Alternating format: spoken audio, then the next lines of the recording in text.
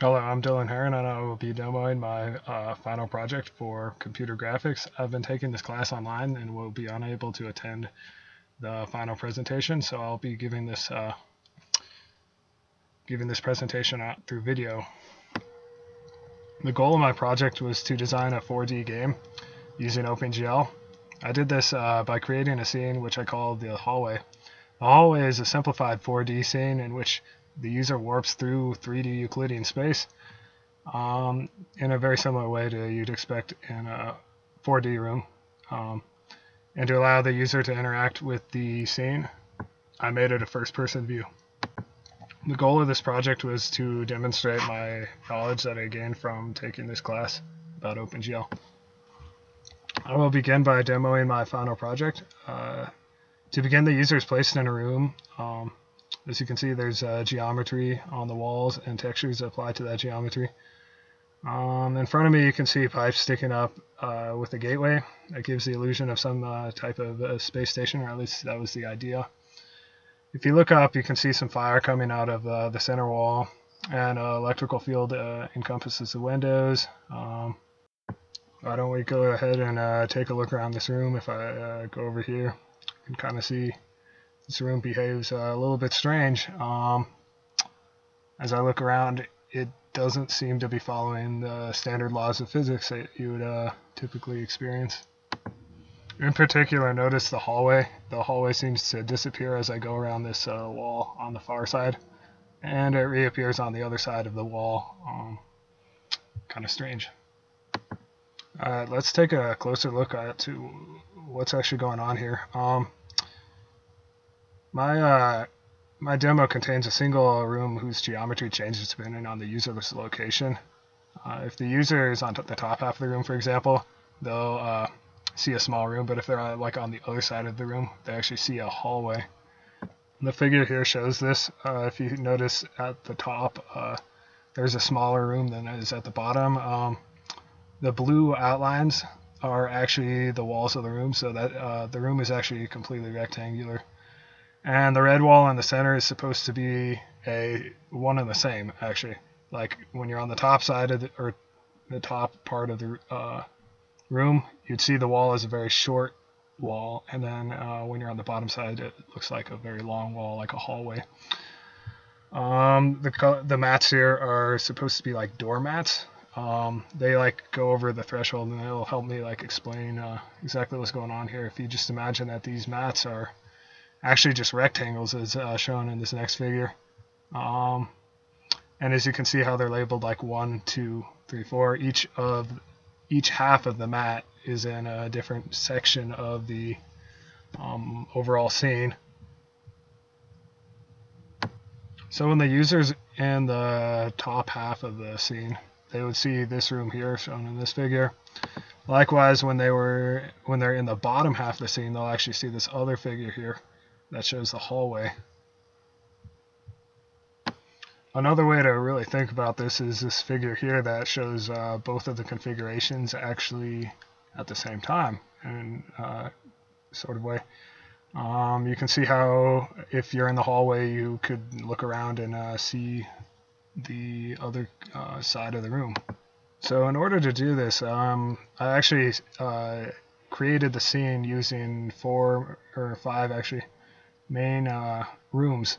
As you can see here, I've got 4 edge rooms and 1 hallway, and I guess we can step through each different scenario and think about what the user might see.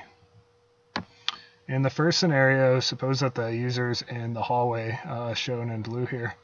At any point in the hallway here, actually, they can only see configuration 2, so that's pretty simple. I just render configuration 2 and ignore configuration 1 entirely. An issue comes up when you're actually in the other configurations, however, or the other rooms. If you're in room 1, 2, 3, or 4, as they're labeled below, notice how when the user is in these rooms, they can actually see both configurations at once, which poses kind of a problem for rendering it using standard techniques. In particular, notice how on the bottom left corner I can see part of the hallway. And also on the top right, corner I can see the standard room 1 configuration. So the room 1 configuration is shaded in gray in the next figure, and the hallway configuration is shaded in black. What I really want to do here is render the gray area and cut out everything that's in the gray area that's on the other side of this line, so on the bottom left side of this line. And then render the black area and cut out all of the black area that's on the top right of this line, and then combine both of those scenes together to give the user the complete scene. So in 3D, as you can imagine, it's going to be very similar. Instead of using a line, I use a plane, and I use OpenGL's clipping plane feature to achieve this. I render the scene first using the first configuration with the clipping plane facing one direction and clipping out half the scene that way. And then I render the second configuration using the same clipping plane except for facing the opposite direction. The last thing to do here, once I have everything rendering properly, is to determine which plane I want to use, what clipping plane to use, and also which configuration to show on either side of the plane. So if I make the clipping plane go through the user through the focal point and have a normal in the XY plane, I obtain the desired clipping plane, and then I simply need to decide which side of the clipping plane to apply at any given point in the scene. I can do that by using a state machine, or modeling the entire scene as a state machine. And so when the user is in any given quadrant of the scene or in the hallway, I can choose what to render. The next step is the actual implementation. So having all this cool effects is all fun and games, but it's really cool if I could actually render it and make it look nice on the screen. And in order to do that, there were several things that I wanted to focus on in order to do this. The first one was adding transparency to the scene, as we talked about in class. I found that pretty interesting. In order to do that, I decided to use the bitmap loader to load in a bitmap, but instead of using a single bit for alpha, the transparency channel, I went ahead and had it load in a 32-bit bitmap, which has 8 bits for the alpha, 8 bits for the remaining RGB.